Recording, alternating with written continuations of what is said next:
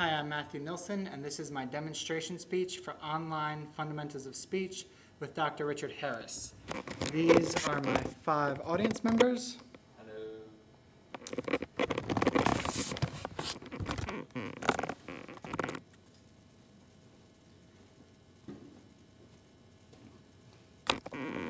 Get the computer screen right. All right, and for my demonstration speech this evening, I'm going to teach you all how to properly wrap a present. As I spoke about in my first introductory speech to this class, one of my best childhood memories is decorating for Christmas. My family goes all out and way over the top. We have like 4 Christmas trees and have those snow villages that fill up like 3 rooms. And anyway, since we go all over the top with decorating, we also make sure presents are wrapped and everything is perfect under the Christmas trees, and my mom made sure I knew how to wrap a present. Most guys my age go to the mall, pay the woman in the mall to wrap the present for them, and put it under the tree, or they just stick it in a brown paper bag and throw it in there as well. And so I'm going to teach you all how to properly wrap a present. So first, supplies. You will need, obviously, a scissors that's nice and sharp so it cuts through the paper easily. And wrapping paper, I recommend getting a medium quality wrapping paper based on cost usually. If it's too cheap, it tends to rip and tear when you're trying to cut and fold it. And if it's too high quality, I've found it's very difficult to cut and fold along the box while you're wrapping it. And for tape, I like to use transparent Scotch tape. Some people use double-sided tape or other word, but the transparent sticks the best, and you also don't see it when the present is finished. Okay. So first, you'll take your present and roll out the wrapping paper and flip the present over to make sure that it flips over 1 time full. So it's 3 turns. And then eyeball where you're supposed to cut along the wrapping paper. And then cut along the edge. Paper wants to cut. These are clearly not sharp enough because they're not cutting through the paper. All right, and then you can get rid of the roll. And there's something called the finger rule, and you place as many fingers as will fit on the side of the box.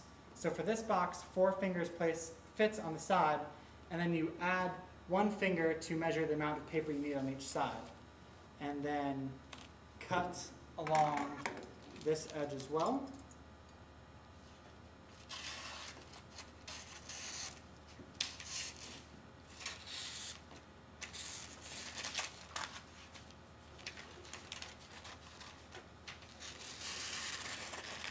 And like I said before, make sure your scissors are sharp, so that will be a lot easier when you do it next time.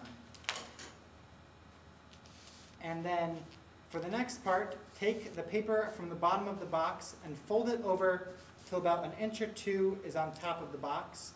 And before you do this, you should always flip your present over. If it is a box, flip it so it's upside down when you wrap it, because then all of the creases and tape will be on the bottom of the present instead of the top, and it will make for a better presentation overall.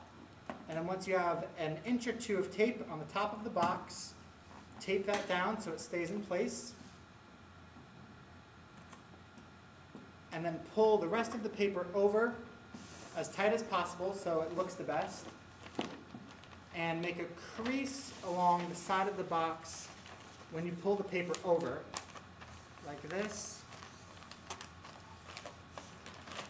And then trim the extra paper along that crease. About 1 inch out from the crease is best, so then if you need any extra room on the paper, you have it. And then fold along the same crease that you made on the edge of the box.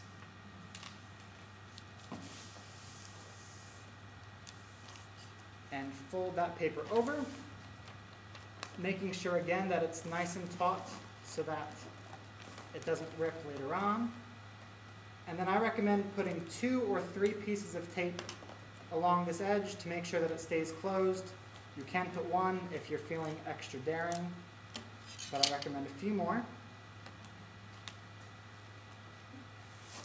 And then for the edge of the box, you will take it and you fold the paper flat against the box like this, making 2 triangles on the top and bottom. and fold this as tight as you can again to make sure that it looks the best at the end. And then you have to fold this extra flap up here into a triangle along the box.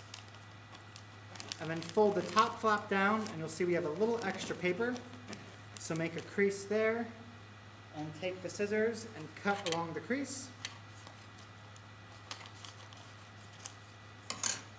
Fold that down again, and place a piece of tape at the bottom to hold that in place. And fold the top flap up.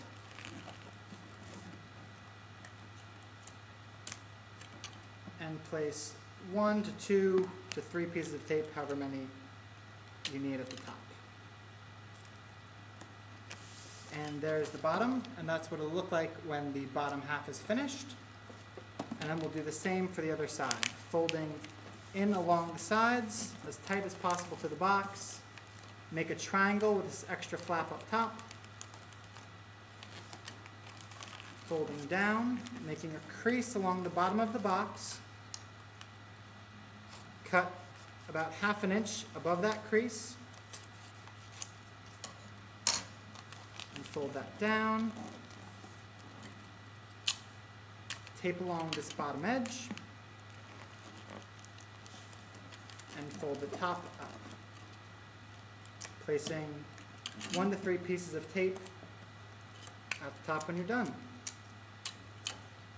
And then for a finishing touch, after you've done that, you can buy a bow in the store. You can create your own, but obviously it is very difficult to create bows like this when they can just peel off, like so, and stick right to the top. And there you have it. There is a nicely wrapped box. You'll impress all your significant others, especially if you're a guy and you can wrap it. Your girlfriend will be very impressed with your skills on whether it's birthday, Valentine's Day, Christmas, or any other events.